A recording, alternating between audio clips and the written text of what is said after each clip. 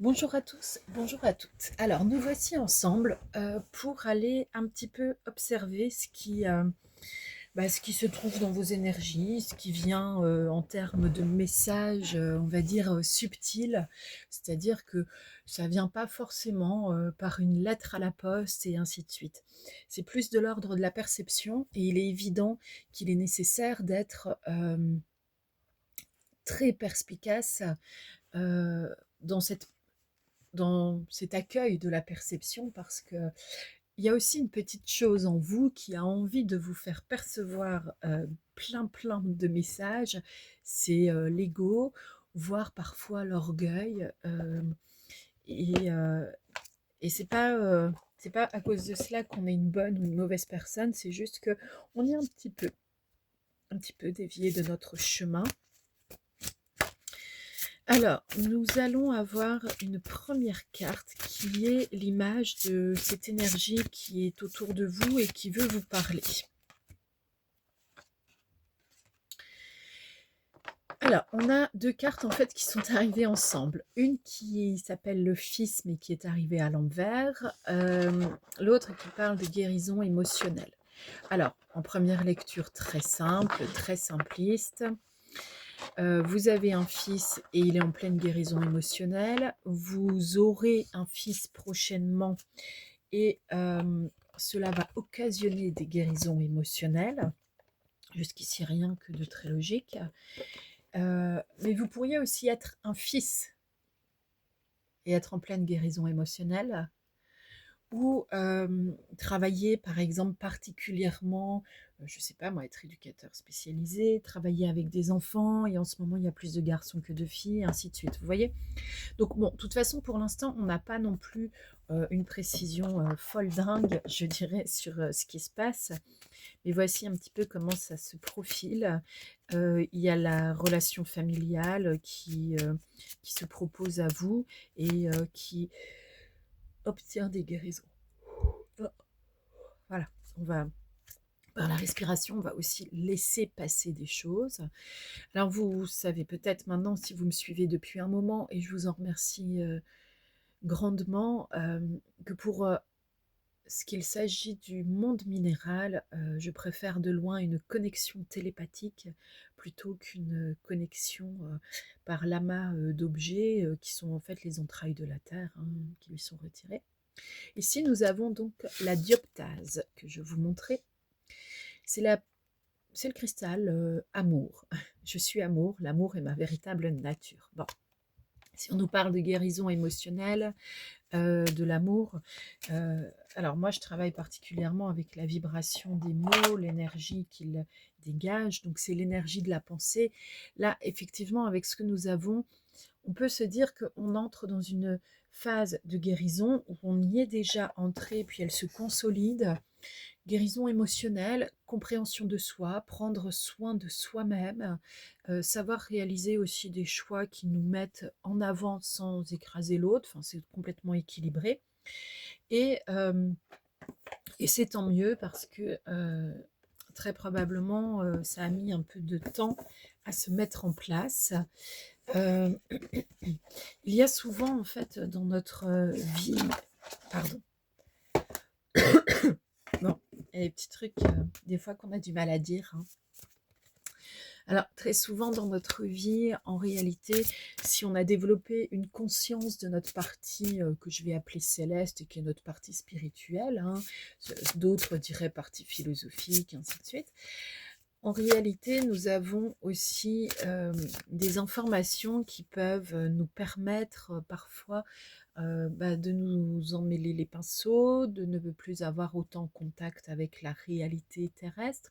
Et puis des fois, c'est l'inverse. On est très ancré, on est très axé sur le terrestre, et puis on oublie un petit peu toute cette partie magique céleste où des miracles arrivent, où des synchronicités prennent place.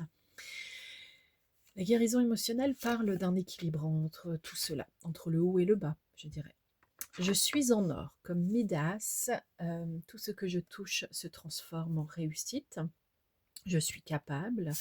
Je peux avoir aussi des capacités d'expression colériques, volcaniques, donc des émotions qui sont moins apaisées que celles tout simplement de la réussite et de la tranquillité, du côté placide de celui qui réussit et à qui tout réussit. Mais je suis une personne en réalité à qui tout réussit. Donc là, concrètement, on pourrait résumer en 3 mots: amour, protection, sécurité. Ça pourrait être fini à ce moment-là. Vous pourriez recevoir et ressentir les énergies provenant de ces mots-là, euh, vous enrobant, venant autour de vous, vous rassasiant. Vous pouvez faire un travail comme ça de conscience sur la distinction entre les définitions des mots, parce qu'ils ne sont pas là pour rien, et un mot existe parce qu'il doit exister, il permet de faire exister quelque chose dans la vie terrestre, et quand quelqu'un vous dit, quelle que soit cette chose, si après la personne vous dit: «Oh mais non, mais c'était pour rire», ou voilà, même si c'est une chose horrible, elle, elle peut associer l'horrible au rire, et vous n'êtes pas obligé de le faire. Ne suivez d'ailleurs pas ce chemin-là, parce que c'est un chemin de perdition. Donc ici, on vous parle de guérison, d'amour, d'être en or. En fait, on vous dit que vous valez le coup, vous avez une bonne valeur, vous êtes en train de vous en rendre compte. Cette histoire de première carte qui est tout de même arrivée et qui nous parle du fils, on va voir. Parce que si on veut bien nous dire une petite chose supplémentaire pour mieux comprendre, troisième œil, ok. Alors le troisième œil, ça peut être avoir aussi une perception un petit peu moins terrestre des choses qui vont néanmoins se dérouler sur Terre le plus souvent.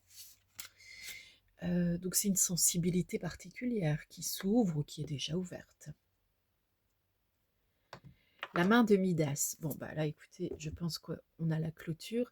La main de Midas, c'est ce qui transforme tout en or. Donc, ici, hein, je suis en or. Et là, la main de Midas. En réalité, vous êtes dans une boucle bien choisie qui vous donne la possibilité de vous transformer en une personne de grande valeur. Et vous êtes à la fois le receveur et le créateur. C'est un peu comme ça que je pourrais vous le dire.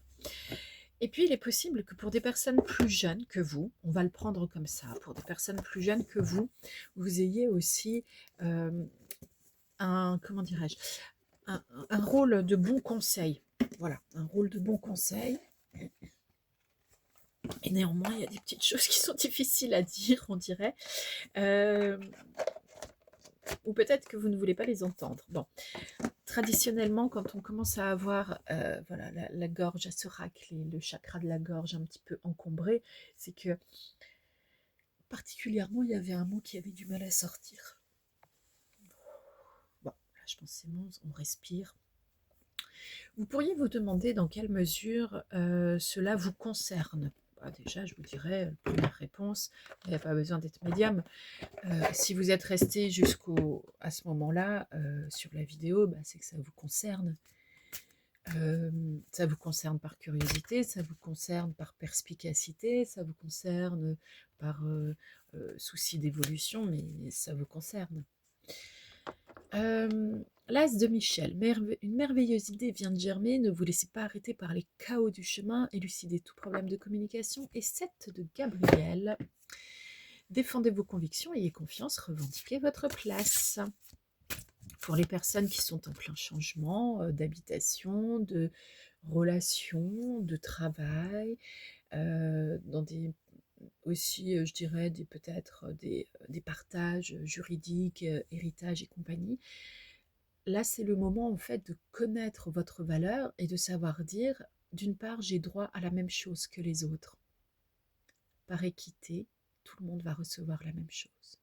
Ensuite, eh bien, il me ferait plaisir, par exemple, de recevoir tel objet, tel discernement, par le biais d'un salaire plus élevé, donc une augmentation, je ne sais pas, c'est peut-être la période de demander une augmentation de salaire dans votre profession, ou une formation, quelque chose qui vous tient à cœur et qui vous permet d'évoluer favorablement dans l'existence. C'est le moment. 7 de Michel. Il y a une meilleure façon de faire. Faire cavalier seul n'est peut-être pas la meilleure solution. Ne négligez pas les détails. Bon, on vous demande quand même d'être encore ancré dans la co-construction, ok? Et puis d'être encore très observateur. Révélation, et voilà, vous aurez la révélation. La joie grâce à l'épanouissement spirituel, éclairer le chemin de quelqu'un, trouver les réponses à vos questions grâce à la méditation. Méditation, c'est chacun sa méthode, mais en tout cas, ça veut dire temps de retrait et de calme en soi.